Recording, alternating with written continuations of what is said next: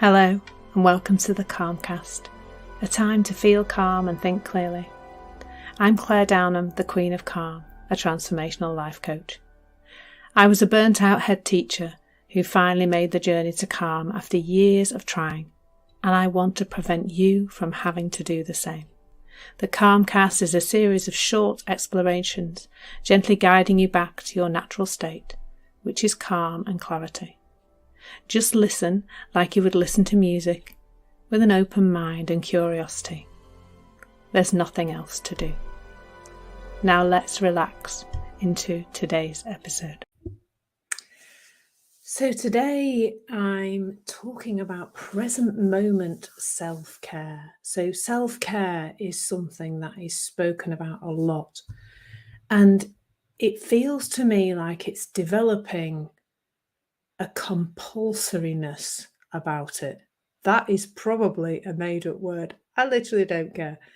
But the sense that we should be doing certain things in a certain way, that we should be practicing certain things, that we shouldn't be doing other things, that we should have boundaries that we literally never step over. And that is self-care. That it involves doing lots of things and having lots of strict rules. Now, the reason I decided to talk about this today was that yesterday was Sunday, and I decided to work in the morning. So my fiance was going off to work. He had to work yesterday, actually, at his proper job. And I knew that later on in the day I was going to be spending some time with my daughter, but she isn't an early riser like me. And I decided, because I'm going on a little trip shortly, to just do a little bit of writing, get a little bit of ahead with my ideas for what I might share in these sessions and on social media and stuff. And so that's what I did. I worked a bit of the morning. I spent the rest of the day doing all sorts of other things. I went for a walk. I spent some time chilling with my daughter and watching Glee. We're just working through Glee at the moment. It's such fun. So I did all sorts of other things as well. But in the morning, it made sense to do some work. And that is what I'm pointing to here. It made sense to do some work, to write something. I felt in the mood to do some writing. I might not have done if I didn't feel in the mood to do it, but I did.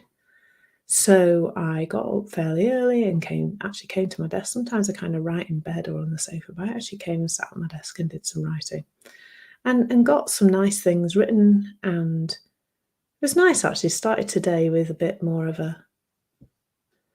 not a clean sheet, but yeah, just a bit less rushed this morning, which was quite nice, because I'd already kind of thought about what I might talk about today. Not in any great detail, by the way. I really do just turn up and spew forth whatever comes to mind. Now,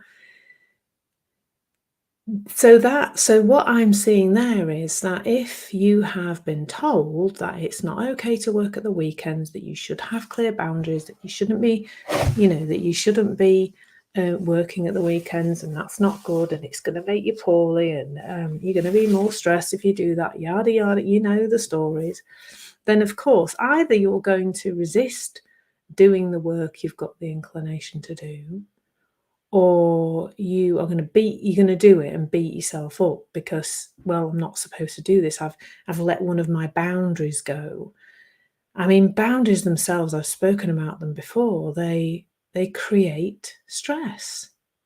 Like, that's the irony of this determination to do this certain kind of self-care rituals and routines and having boundaries and having these very rigid things, is that they actually create stress. And I've heard this from so many of my clients, where they are devastated because they've fallen out of love with journaling, or they no longer meditate, or they never really got into either of those things in the first place because they have 4 small children and a husband who's never at home. And there can be a lot of guilt. Now, I don't know about you, but if I feel guilty, that creates really quite a lot of discomfort. It's quite a stressful feeling. It's not nice to think that way about ourselves, to feel bad about what we have and haven't done. So that's ironic, isn't it? That this rigidity that is being recommended around self care can just create more stress than it actually relieves. What an irony. Now, what I'm not saying is that if you have a routine that you love, that you have boundaries that you think are working for you, I'm not saying smash the whole lot up and don't do any of it. But if you're starting to notice that the rigidity, the kind of, oh, I have to do this, I have to do that, I have to do the other, is starting to look like it's not really working for you anymore, then maybe there's something to look at there. I'm going to speak about that in one of the other sessions this week. So, what's the alternative? Well, today, I actually woke up really early this morning. Today, I might have a nap. I'll probably go for a walk during the working day. Oh my goodness. I might sit and read for a while. I will do things that occur to me, and they will occur to me because I'll be listening to my body. Like at the moment, I'm stood. I stand at my desk for quite a while in the morning until I kind of notice that my legs are feeling a bit achy. And I maybe don't actually ask the question in that moment, what do I need right now? Because my body's saying to me, Claire, your knees are a bit sore now. It's time to sit down. I've already done a workout this morning. I'll probably do a walk. I'm not sat for much of the day these days. But I do notice my back starts to feel a bit twingy, maybe my neck a little bit, and my knees, and it's time to sit down. And there are other signals in our body that we can listen to. Like, sometimes we just need to go to the loo, don't we? I'm a monkey for leaving that one till the last minute.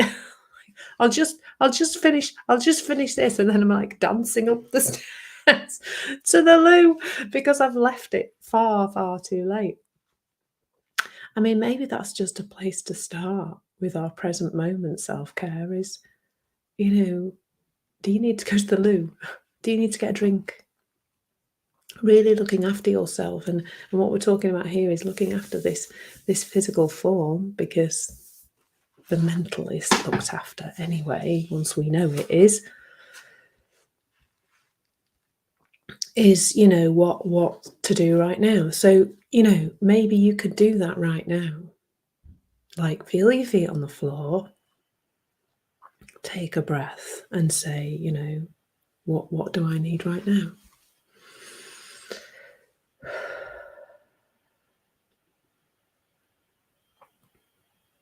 It could be you need to blow your nose, or maybe your mouth feels dry and you need a drink, or it could be all sorts of things.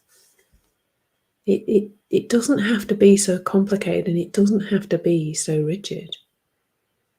Our bodies are so wise because our bodies are the thing that's in the present moment. So if we're going to look after our body, my goodness, we need to listen to it. And having these rigid rules and schedules and routines and things like that means that we're perhaps not tuned into what's required in the present moment. We've got so stuck into it's got to look like this. It's got to be like this. I've got to do a gratitude journal. I've got to meditate. Like I totally bought into that for such a long time. And later this week, I'm going to talk a little bit more about that. But in this moment, I'd love to hear from you what occurs when you just say, what do I need right now? What do I need right now?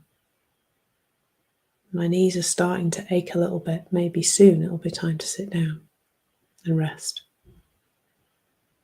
And later on, my back might start to twinge, so it might make sense to stand up and Generally, the urge to move will come upon me at some point in the day and I'll move. Get up, shake around, go for a walk.